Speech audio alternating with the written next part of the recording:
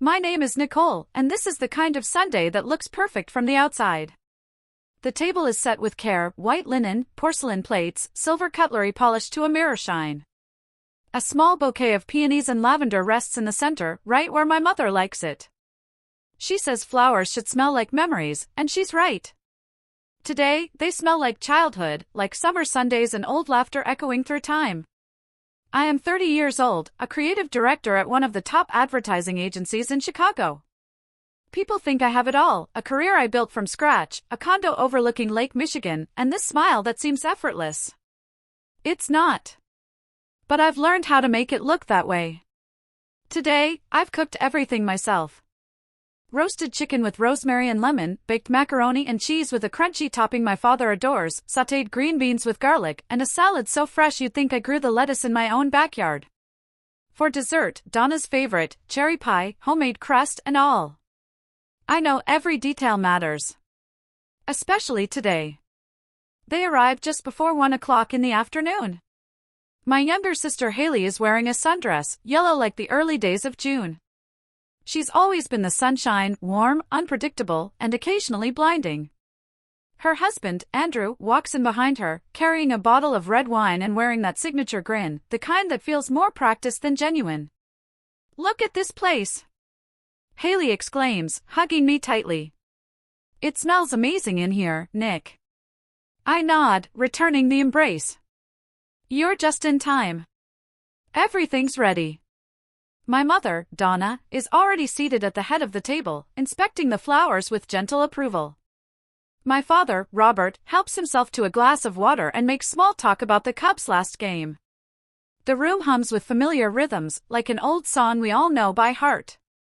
Lunch begins like all the others before it, laughs, shared stories, overlapping voices. Haley recounts their recent trip to Colorado, describing snow-capped mountains, a moose sighting, and an expensive ski lodge they found on a last-minute deal. Andrew joins in with loud laughter, his hand casually resting on Haley's shoulder. "She nearly slid off the mountain trying to take a selfie," he teases. My mother chuckles. "Well, that sounds like her." I smile. I even laugh. But I feel it then, something like a tremor beneath the surface. I watch the way Andrew looks at Haley. Not just with affection, but with a possessiveness that doesn't sit right. His thumb brushes the inside of her wrist when he thinks no one's looking. Except I am. I refill the wine glasses. I pass the bread basket. I nod at the right moments. I am the perfect hostess.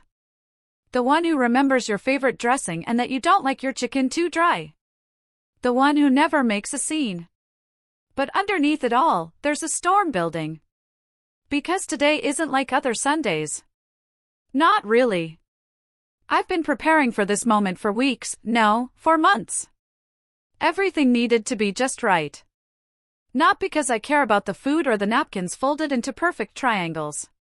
Because when the truth finally comes out, I want them to remember exactly where they were sitting. What they were eating. What they were laughing at. When the silence falls, I want it to land like a blade across the table. But not yet. For now, I pour another glass of wine for Andrew and thank him for bringing a bottle from that vineyard in Napa they visited last summer. "You remembered," I say, with a smile that feels like porcelain. He nods, pleased with himself. I glance at Haley, her eyes shining, her hands fluttering as she talks. She has no idea. None of them do. The warmth in the room is almost cruel. Like sunlight before a storm. I hear my father say something about refinancing the house, my mother murmuring about a recipe she wants to try next week. Andrew reaches for the salt. Haley touches his arm again. And I count to 3. Not because something will happen right now. But because I need to remember what it felt like, the last breath before everything breaks. I excuse myself to get the pie. My heels click against the kitchen floor. I open the oven, inhale the scent of cherries and cinnamon, and steady my hand as I slide the dish onto the counter. Through the doorway, I hear Haley laughing again. It's a sound I used to love. I stare at the pie, its golden crust still bubbling at the edges. Everything is perfect. Just the way it needed to be. Because perfection, I've learned, is the best place to hide something unbearable. And I have hidden it well. Now, I wait. A little longer. Let them finish their wine. Let them talk and laugh. Let them believe, just for a little while longer, that nothing in this room is broken. Even though I already know, today, everything changes. If someone were to glance through the window right now, they would see a perfect scene. A warm family lunch, laughter floating like music, wine glasses half full, and plates slowly clearing. Haley is recounting their Colorado trip with vivid detail, her voice animated, hands gesturing wide, eyes gleaming from the second glass of wine. The stories come in waves, and each one draws a bigger laugh from the table. Andrew sits close beside her, his smile wide, his presence magnetic in that way I know too well. He interrupts at just the right moment to add punchlines, to mimic her dramatic moments, to make everyone laugh harder. He knows how to read a room. He always has. He's good at it, too good. Then, without warning, I see it. His hand brushes across Haley's. Just a quick touch, a silent connection. But his thumb lingers for a second too long on the inside of her wrist. He's looking at her, but I'm watching him. And suddenly, I am not in this room anymore. I'm somewhere else, months ago, frozen in a different kind of silence.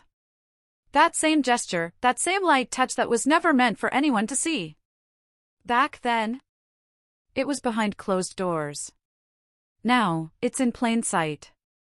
The same technique. The same cowardice. I don't move. I don't blink. But inside, something snaps. Haley laughs, oblivious. My father chuckles as he pours more wine. My mother is already complimenting the pie she hasn't tasted yet. The world keeps spinning around me like I'm not part of it. But I see everything now, every glance, every pause, every silent agreement between them. I sip from my glass again, forcing the wine down even though it tastes like ash. Andrew leans back in his chair, smug and satisfied, tapping his fingers on the table to the rhythm of Haley's voice. I notice his wedding ring gleaming under the light. I wonder if Haley notices it too, how he wears it like a badge of honor, not a promise. How he holds her hand not like someone in love, but like someone making sure his role stays intact. I grip the edge of the table, grounding myself. He thinks no one saw. But I did. And the memory hits me harder now than it ever did before. The night he showed up unannounced. The words he chose. The lies he wrapped in charm. The things he dared to imply. The way he stepped too close and then laughed it off as nothing. The way I stayed silent. Because I didn't want to destroy anything. Not then. Now, I see I never had that power to begin with. He destroyed it all long before I ever found the courage to name it. I look at Haley again. She's glowing. She thinks she's safe. She thinks her husband is just affectionate, just loving, just proud. And I wonder, how much of him does she really know? How much has she chosen not to see? I glance at the remote, sitting quietly behind the bouquet in the center of the table. It would be so easy. Just one step, one button, and the air would change forever. But not yet. I'm not ready for the silence that comes after. For now, I keep smiling. Keep nodding. Keep pretending the story she's telling is enough to distract me. But it isn't. Because everything she says, every laugh she shares, every time she looks at him with love in her eyes, I feel it. The weight. The lie. The ache that builds, slow and sharp. And I know without a doubt, this Sunday will not end the way it began. The moment arrives without warning. There's no shift in the wind, no signal in the air, just a pause, an invisible crack between words, between laughter, between breaths. And I stand. No one notices at first. My chair pushes back gently, the sound buried beneath the conversation. I walk slowly around the table. My heels tap against the hardwood floor, steady and precise. I don't say anything. Not a word. I reach for the remote control. It rests exactly where I left it, half hidden behind the vase of peonies. I don't even need to look. My fingers know the weight of it. They've held it in the dark, during late nights filled with doubt and fury. The screen on the wall stirs to life. The room dims with the shifting light. Conversation falters. Laughter thins, then disappears. All eyes turn to the television, confusion flickering like candlelight. The image is grainy. A dimly lit room appears. A bed, unmade. A lamp casting yellow light against a wall. A man's silhouette. A woman's voice. The sound is low at first, barely audible. And then there's clarity. My voice. His face. Me. Andrew. No one speaks. My mother's fork pauses in midair, a bite of chicken forgotten. My father frowns slightly, leaning in as if trying to understand. Haley's mouth opens just a little, not enough for a word to escape. Andrew shifts in his chair, and I hear it, his breath catching. It's a short clip. It doesn't need to be long. The moment is unmistakable. There is no ambiguity. The angle is unfortunate, unflattering, honest. There is no room for denial. I don't look at the screen. I've already seen it too many times. Instead, I watch them. Haley first. Her eyes, wide and locked on the TV, slowly filling with something too vast to name. Not just disbelief, something deeper. A splintering. My mother lowers her fork, her hand moving to her chest. My father leans back in his chair, his mouth slightly open, uncomprehending. Andrew sits rigid, staring at the screen like he's watching someone else's life unravel. But it's his. The image fades. The video ends. Silence. That thick, unnatural kind that doesn't come from a lack of sound, but from the sudden death of a shared reality. No one breathes. Not deeply. I still haven't said a word. I walk back to my seat. Slowly. I don't rush. I feel the heat of every stare, every unspoken question collapsing under the weight of what they've just seen.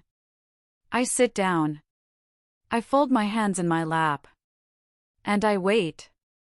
For what, I don't even know. Maybe for someone to speak. Maybe for someone to scream. Maybe just for the air to move again. But nothing happens. The table, so carefully set, is now frozen in a moment none of us can undo. And I know, the silence has just begun. The silence that follows isn't just still, it's suffocating. It hovers above the table like a thick veil, pressing against every face, every breath, every half-finished sentence that now means absolutely nothing. The television screen is black again, but its echo lingers in the air. The image, the sounds, the impossible clarity of it all, none of it leaves. It has branded the room. And no one knows what to do. Haley's hand trembles before she even realizes she's let go of her fork.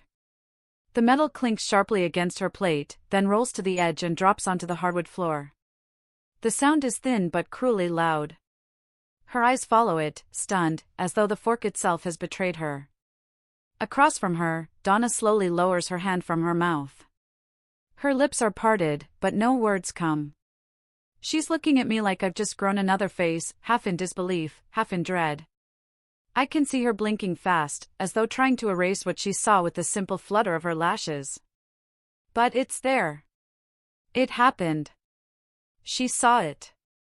Robert shifts in his seat, elbows on the table now. His hands clasped as if in prayer. "Nicole," he says, slowly, carefully, like he's afraid the question itself might shatter something delicate. What was that?" I don't answer right away. Because I need them to stay in this place. I need them to feel what I felt. The confusion. The sudden severing of trust. The terrifying moment when everything you believe about the people you love no longer fits. Andrew hasn't moved. Not once. He's still staring straight ahead at the black screen, like if he blinks, he'll wake up in another house, at another table, surrounded by people who never saw what just played in front of their eyes. His jaw is clenched so tightly I can see the veins pulsing at his neck. His hands are flat on his thighs, nails digging into denim. He doesn't look at me. He doesn't look at Haley. He doesn't look at anyone. I wish I could say I feel powerful in this moment. But I don't. I feel exposed. Raw.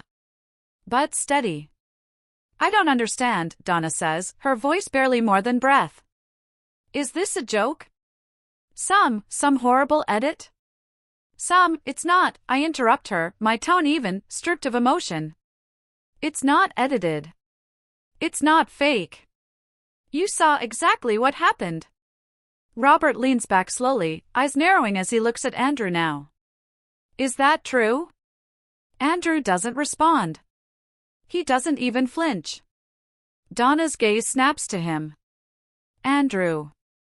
Say something. Still nothing. I finally shift in my chair, letting the silence stretch again until it feels unbearable. Then I turn to Haley. She's still staring at the floor, at the fork, like it's going to offer her a way out of this. Her lips are pressed together, her skin pale. She hasn't cried. Not yet. But I can see the pressure building behind her eyes. She looks up. Straight at me. And I wonder what she sees. Does she see betrayal? Does she see the woman who just shattered her world? Or does she finally see what I've been carrying all along? When she turns to Andrew, her voice is a whisper.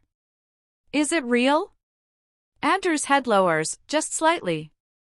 And in that motion, silent, miserable, small, he answers her without saying a word. Donna lets out a sharp, sudden sob. One hand flies to her mouth again. The other fumbles for her wine glass but finds nothing. The table is frozen. Time has stopped moving. The pie sits at the end of the table, still untouched, like an afterthought from a world that no longer exists. Robert clears his throat. Someone needs to explain what's going on here. He says it louder now, more forceful, but still directed to no one in particular. I don't understand. What the hell is this? I take a deep breath and let it out slowly. It's the truth. That's not an explanation, he fires back. You need to tell us what this is. What we just saw. But I'm not ready to give it all away. Not yet. Because they're not ready to hear it. I wanted you to see it first, I say, my voice quiet but steady. Before anyone said anything. Before anyone lied. Haley turns back to me, her lips finally parting to speak, but she doesn't. She looks at Andrew again, who now seems smaller than I've ever seen him. Shrinking under their stares. Diminishing with every second of silence. I need air, Donna mutters, standing abruptly. But she doesn't move. She stands there, swaying slightly, unsure of where to go or what to do. Her eyes keep darting between me and the door, as though either might release her. Robert leans forward again, his voice softer now. Nicole, why now? I look at him. At the man who taught me how to ride a bike, who always said I was the one he never had to worry about. And maybe that's why it hurts more. Because it never stopped, I answer.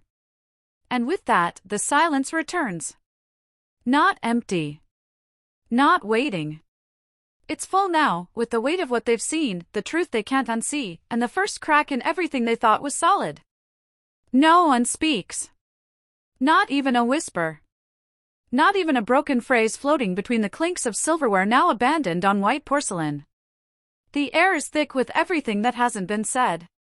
It's no longer the silence of disbelief, it's the silence of impact, of something large and irreversible pressing down on a room that never asked to be destroyed. I pick up the remote again and pause the video at the precise frame I chose last night. His face. My body. Frozen in time. Undeniable. I want you to know what I saw, I say, my voice cutting through the quiet like a scalpel. What happened? And what he tried to pretend never existed. Donna flinches. Her hands tremble on the edge of her napkin. Haley doesn't look away. Her eyes are locked on the screen, as if she believes staring at it long enough might make it change, might rearrange into something more bearable. But it won't. Andrew finally finds his voice. It's not what it looks like, he says, his tone low and cracked, a whisper shaped like a lie. It's complicated. I laugh. Not because it's funny, but because it's pathetic. You always said that, I reply. When it happened. When I told you to stop. When I asked you to stay away. You said it was complicated. He looks at me now, really looks at me. And I see it, shame tangled with rage, guilt suffocating pride. He's unraveling. Good. Let him. I didn't mean to hurt anyone, he mutters, as if that erases the truth playing behind him on the screen. It was a mistake. I lean forward, my hands clasped tightly in front of me. No, Andrew. A mistake is forgetting to close the fridge. A mistake is taking the wrong exit. What you did was deliberate. Haley chokes on her breath. The sound is small but sharp. She wipes at her face now, not from tears, but from something heavier, confusion, fear, betrayal all crashing together in her chest. I didn't know, she says quietly, almost to herself. I nod. Because he made sure you wouldn't. Donna finally finds her voice again. Nicole, she says, her voice thick. Why didn't you come to us sooner? Why didn't you say something? The words catch in my throat before I let them out. Because I knew no one would want to hear it. Because I didn't want to be the one who ruined the picture. Because I was afraid you'd blame me instead of him. Robert looks down at his plate. The food is cold now, congealed. Everything on the table feels like a lie, every carefully chosen dish, every folded napkin, every full glass of untouched wine. Haley stands. Not quickly. Not dramatically. She rises like someone slowly realizing the floor beneath her is cracking open. He said it was just once, she whispers, eyes on Andrew. He doesn't answer. She turns to me. Was it? I don't respond with words. I reach into the folder under my chair and slide it across the table. Photos. Screenshots. Texts. Dates.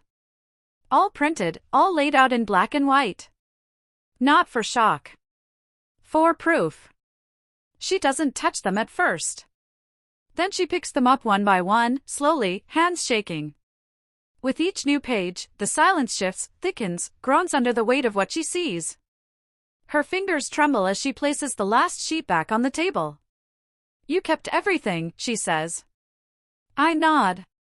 Because I knew this day would come. Donna covers her mouth again. Her body starts to shake. Please, she says, can we stop this? But I don't stop. Not yet. Because this isn't about revenge. It's about truth. There's more, I say. But you needed to see this first. You needed to see what I saw.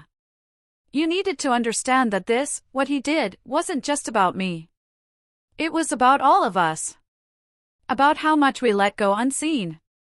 Haley sinks back into her chair. Her eyes are glassy now, but still dry. She's in the in-between. Not broken yet. But close. Andrew tries to speak again, but the words fall apart before they reach his lips. I don't look at him. I look at them. Because this silence, this awful, suffocating silence, finally means they see it. Maybe not all of it. But enough. And I know, this isn't the end. It's only the beginning. Robert shifts in his chair again.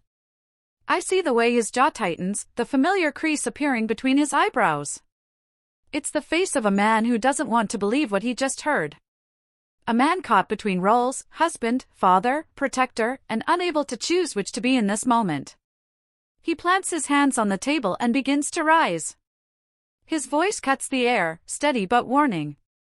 Nicole, I think we need to take a moment. Let's talk, just the family. Alone. But I lift my hand. Calm. Clear.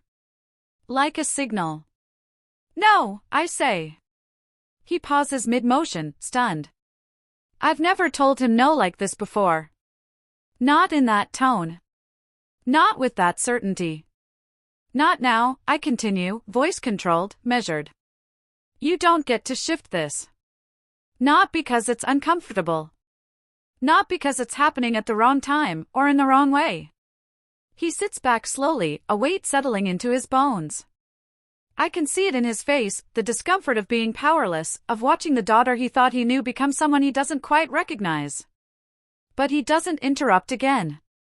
I look at him, this man who's always been kind, always been gentle, but never once suspected. Not once questioned what lay behind Andrew's charm. He was too focused on being grateful. Grateful that Haley married someone who smiled at the right moments, paid for dinner without being asked, fixed things around the house.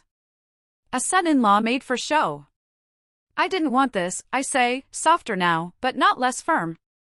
I didn't want to be the one to bring this into our home. But it was already here. You just didn't see it. Robert doesn't look at Andrew. He looks at me.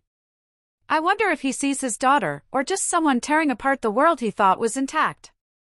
Nicole, he says again, why now? Why today? Why like this? Because if I didn't, it would never stop, I reply. And I can't keep pretending nothing happened just so everyone else can stay comfortable. Donna hasn't spoken again. Her eyes are distant, unfocused, her breathing shallow. She's still clutching her napkin like a lifeline. I know she wants to say something, maybe to tell me to stop, maybe to defend the silence of the past. But she doesn't. Not now. Haley is silent too, still seated, the papers in front of her like broken glass. Her eyes dart to Andrew, then back to me. There's something shifting in her expression now, not just disbelief. Something sharper. Calculation. Andrew finally speaks. You're twisting it, he says. You're making it sound worse than it was. I don't even flinch. You told me it didn't mean anything. That it was a weak moment. That I misunderstood. But the texts say otherwise. The video says otherwise. You can't argue with your own voice, Andrew. He stands suddenly, too fast, the chair scraping against the floor. I won't sit here and be accused like this. Not by you. But I'm already rising too, stepping around the table, placing myself between him and the door. No one's accusing you, I say. I'm showing them what happened. What you tried to hide. Haley stands too, but slower. Watching us both. Her lips part slightly, but no words come out. Her hands are balled into fists at her sides. Andrew tries to take another step, but I don't move. You think this is about me being angry? I ask. It's not. It's about you thinking you could take something from me and walk back into this house like nothing happened. Robert finally speaks again, his voice hoarse. Nicole, please. This isn't how we do things. How we do things is why this happened, I snap back. You raised us to be polite. To keep the peace. To forgive before truth ever gets a chance to breathe. Donna's head turns toward me, eyes wide, lips trembling. I look at her, and for a moment I remember being 8 years old, breaking her favorite vase and hiding the pieces behind the couch because I didn't want to see her disappointed. That fear never left. But it ends today. This isn't about revenge, I say, softer now. It's about stopping something that never should have begun. It's about choosing not to hide anymore. Andrew glares at me. I see the anger behind his eyes, the frustration at losing control. He's used to being charming, persuasive, forgiven. That era is over. I turn back toward my chair and sit down slowly, never breaking eye contact with him. He doesn't move. No one does.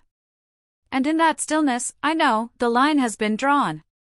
There's no going back. No one speaks, but the room isn't silent anymore. It breathes now, strained, heavy, like lungs pulling through smoke. Andrew is still standing, caught between defense and flight, but there's nowhere left for him to go. Haley hasn't moved either, though something in her eyes has shifted. She's no longer trying to understand what's happening.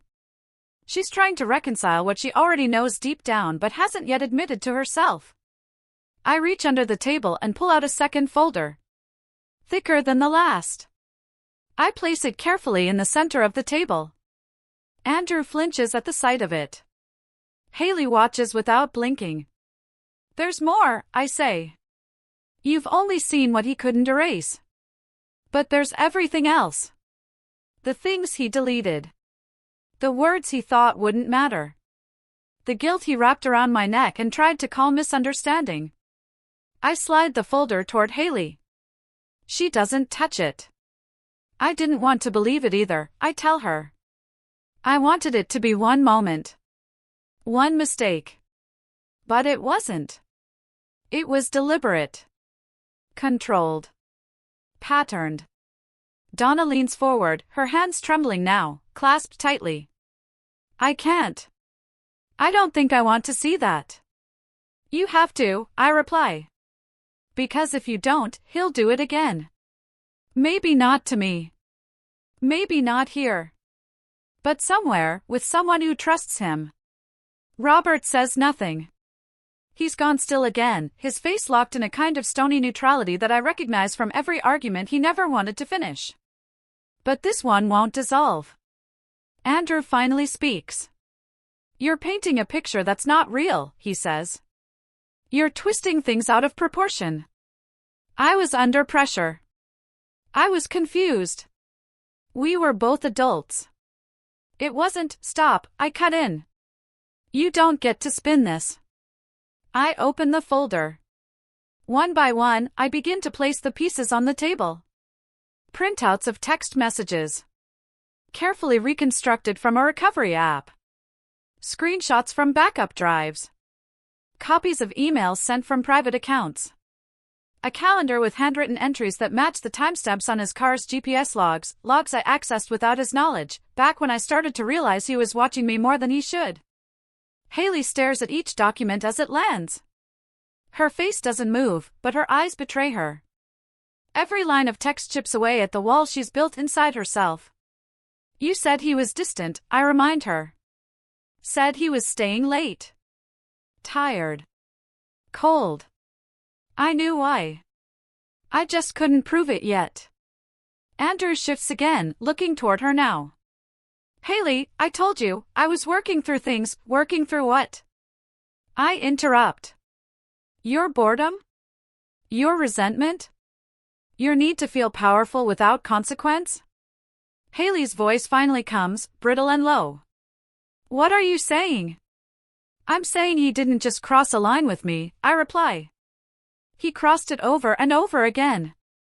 And then he tried to make me carry it. Tried to make me question my memory, my feelings, my role in what happened. Donna gasps. It's soft, but sharp. Her hand flies to her mouth again. She's trembling now, truly trembling, her body almost rocking. I can't. I don't recognize any of this. I know, I say gently.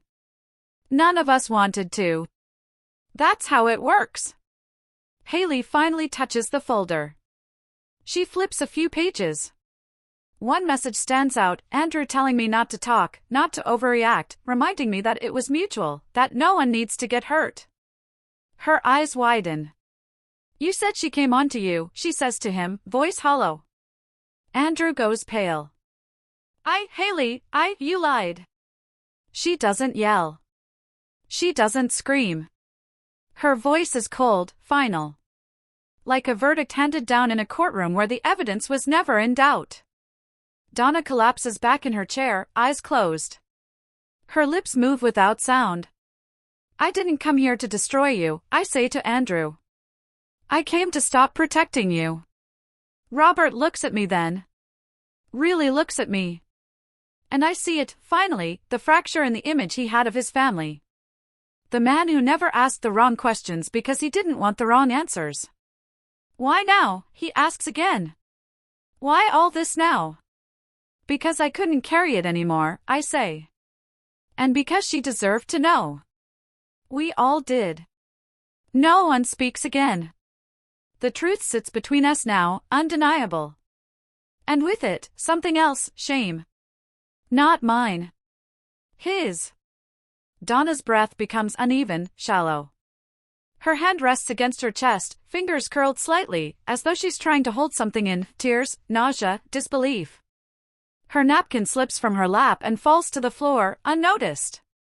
I watch her eyes cloud over, no longer focused on any of us, but turned inward, as if she's spiraling into a memory she can't escape. I didn't see it, she whispers, almost to herself. I didn't see any of this, you weren't supposed to, I say gently. He made sure of it. Her face twists then, and she begins to cry, not the soft kind, but the trembling, gasping sobs of someone who's just realized they've failed in a way they can never undo. Her shoulders heave. She grips the edge of the table like it's the only thing keeping her upright. I thought you were safe, she chokes out. I thought I raised you strong enough to never let this happen, you did, I say. But this wasn't about strength. It was about control. About manipulation. You taught me to be kind. He used that. Donna buries her face in her hands, shaking her head over and over. Robert moves to place a hand on her shoulder, but she flinches away. Don't, she says. Just don't. Across the table, Haley explodes. This is insane, she yells, standing so quickly her chair crashes backward. You've been sitting on this. 4 months? You gathered proof? You printed emails and texts? Who even does that? I meet her gaze calmly. Someone who knew no one would believe her without it. No, she snaps, voice rising. You did this to tear us apart. You wanted to be the victim. You wanted attention. You always did. That's not true, I reply, my voice quiet but unflinching. If I wanted attention, I would have told you the moment it happened. I kept it to myself because I didn't want to hurt you. Haley's face is flushed now, her hands shaking. Then why now? Why this way? You don't do this in front of everyone like a courtroom scene. Because I needed you to see him. Not the version you built, but the one I've known all along. She turns to Andrew, who hasn't moved. His silence only fuels her rage. Say something, she barks. Tell me she's lying. Andrew looks at her, and for the first time, his expression isn't defensive, it's empty. He knows he's lost. She's not, he mutters. That breaks something in Haley. Her hand flies to her mouth. She stumbles back a step. You coward. I'm sorry, he says weakly. But it's too late. Haley's eyes burn as she looks at me again. You ruined everything. No, I tell her. He did. I just stopped helping him hide it. Haley's silence is no longer a defense, it's exhaustion. Her arms are crossed now, not from defiance, but from holding herself together. She stands behind her chair like someone preparing to flee, yet unwilling to take the first step. The room has shifted, it's no longer a confrontation, it's a reckoning. I didn't want to say this, I begin, my voice low. But what happened between me and Andrew wasn't the first time he crossed the line in this family. Donna lifts her head. Her eyes are swollen, her expression pale with confusion. What do you mean? I walk slowly to the sideboard drawer and pull out a small envelope.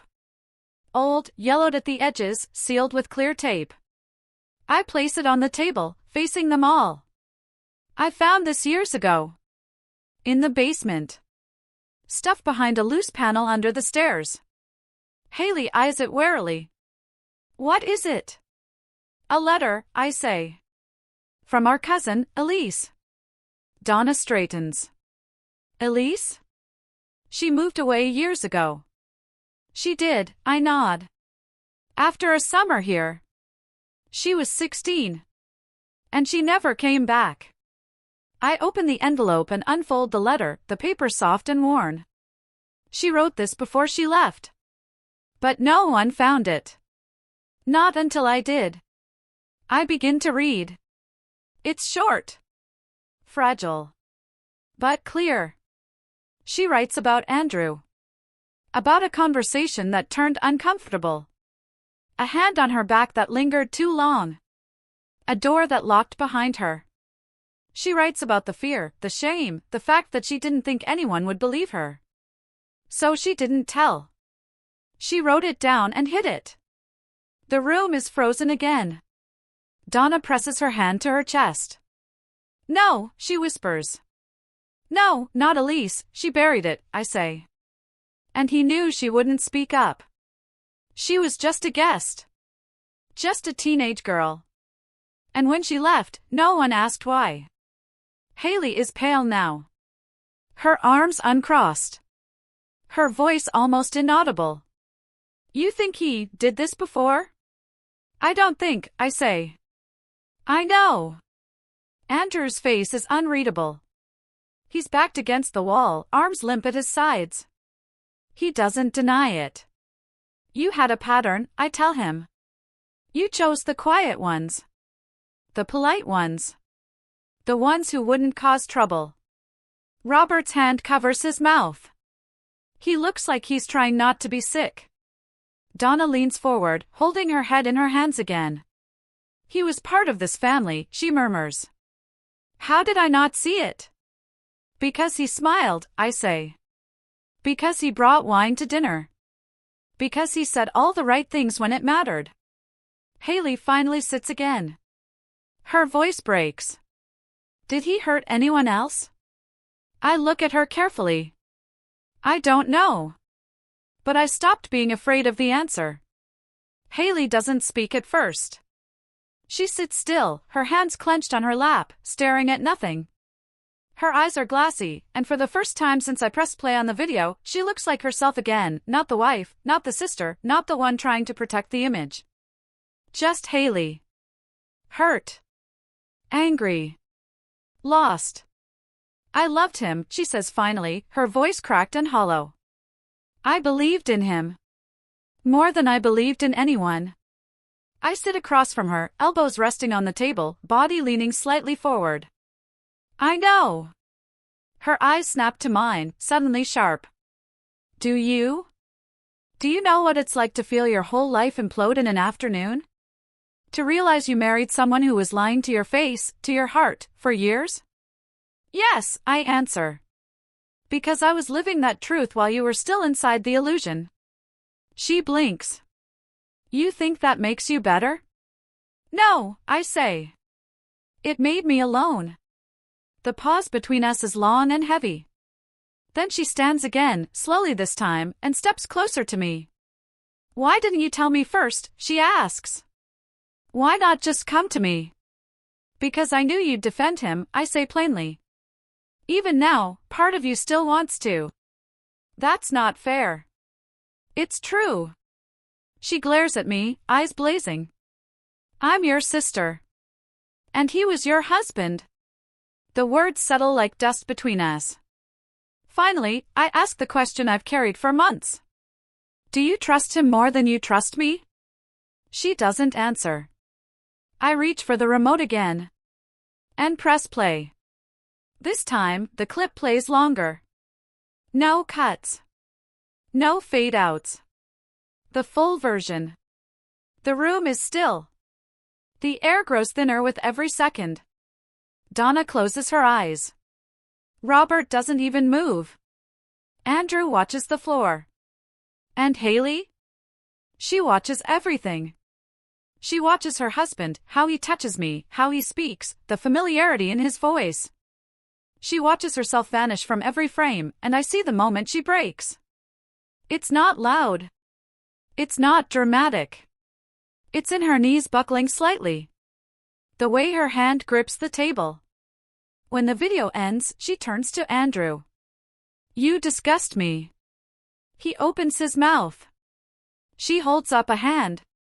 No. I'm not asking for explanations anymore. She turns to me again. Face pale but steady. You should have told me. I did, I say. You just didn't want to hear it. And this time, she doesn't argue. The room feels like it's stopped breathing. No one moves. No one dares to.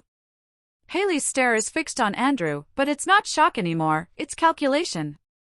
Her hands are no longer trembling. They're steady. Too steady. You said it was only her, she says, voice quiet but dangerous. You swore it was one mistake. One time. And that it was over. Andrew looks at her, and for a split second, I see something flicker in his face, hesitation. Regret. Fear. But he doesn't speak. Haley steps closer to him. Give me your phone. What? Your phone. Now. Andrew glances around, like someone checking for exits. Haley, come on. This isn't now. There's a strength in her voice that wasn't there before. A shift. And he hears it too.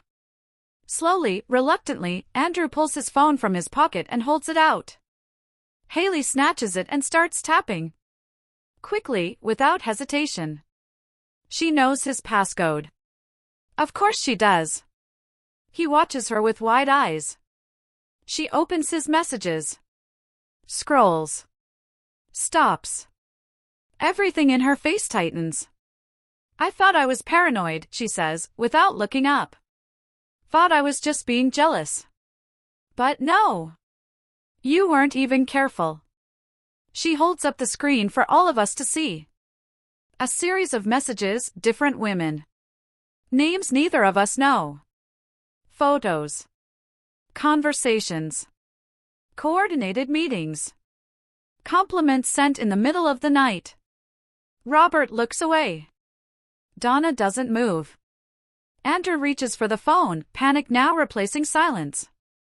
You don't understand, Haley steps back. Don't. Touch. Me. The words land like glass shattering. You lied to me, she says, louder now. You looked me in the eye every morning and kissed me with the same mouth you used to seduce them. Andrew tries again. Haley, I love you, love, she scoffs.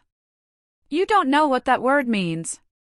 I stand, but I don't speak. This is her moment now. Haley throws the phone at him. Not hard. Just enough.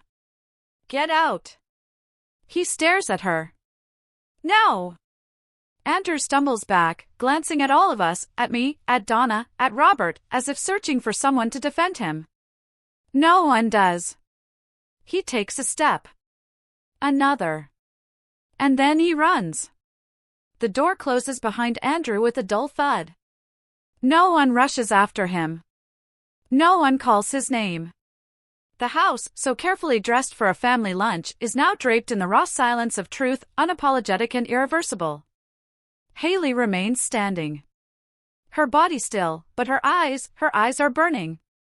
I feel like I've been living in someone else's skin, she murmurs. Wearing someone else's life. I don't reply. There's nothing I could say that would make it easier. And she doesn't need comfort right now. She needs space to let her world fall apart on its own terms. Donna wipes her cheeks, slow and dazed. She looks at Haley, then at me. I failed you both. No, I say softly. You didn't fail. You trusted. That's not the same. Robert sits back in his chair, rubbing his temples. He looks older than he did just hours ago. How did we not see any of this? Because we weren't supposed to, I answer. That's how it works. You're made to feel crazy for even asking the question. Haley finally turns to me. Her voice cracks. You were right. I nod, slow, deliberate. I wish I hadn't been. She walks to the table, her chair still knocked over. She picks it up carefully, then sits, this time as someone who isn't pretending anymore. She stares at the dessert, untouched and irrelevant now. Her fingers brush the edge of her plate, like she's grounding herself. I hate him, she says. Good, I reply. That's a start. Donna reaches across the table and takes my hand. Her grip is weak, but it's the first time she's touched me all day. I'm sorry, she whispers. For not asking. For not seeing. Tears rise in my throat, but I don't let them fall. I just nod. Haley looks down. Her voice barely rises. Did you ever think I'd choose him over you? I hesitate. Yeah, I admit. She nods once, like she expected the answer. Robert finally speaks again. I want to believe we can fix this. I shake my head. You don't fix this. You survive it. The pie sits at the end of the table, still pristine, untouched. A relic from before. No one mentions it. No one moves to cut it. It's just there, like a ghost. And in that moment, I realize something. Everything is different now. But maybe, just maybe, that's what had to happen for any of us to finally see each other. It's a few days later when I hear from Haley again. The message is short. Thank you for not giving up on me. No punctuation. Just truth. I stare at the screen longer than I need to. Then I put the phone down and let the silence answer for me. Some words don't need replies. They just need to exist. Sunday comes again. I cook, but not as much. No pie. No baked chicken. Just soup and bread and a simple salad. The table is smaller. No centerpieces. Just a few plates, 2 wine glasses, cloth napkins folded without ceremony. Donna arrives first. She hugs me longer than usual. Robert follows, quiet but present. He helps set the table without being asked. Haley is last. She doesn't say much at first. Her eyes are tired, but clearer. She brings nothing with her this time. No wine. No laughter. Just herself. We eat slowly. There are pauses. Some awkward. Some necessary. But none of them are fake. No one talks about Andrew. No one talks about the video. But something passes between us, an understanding. Halfway through the meal, Haley looks up. I read the letter again, she says. From Elise. I nod. I think we should reach out to her. I already have. Her lips twitch slightly, half relief, half regret. We clear the dishes together. Donna hums while washing. Robert dries. Haley wipes down the table. It's quiet. But it's not the silence of fear anymore. It's the kind that comes after a storm, when you're still wet, still cold, but finally standing on solid ground. I walk to the window while they finish. Outside, the sky is pale and soft. There's wind, but it's gentle now.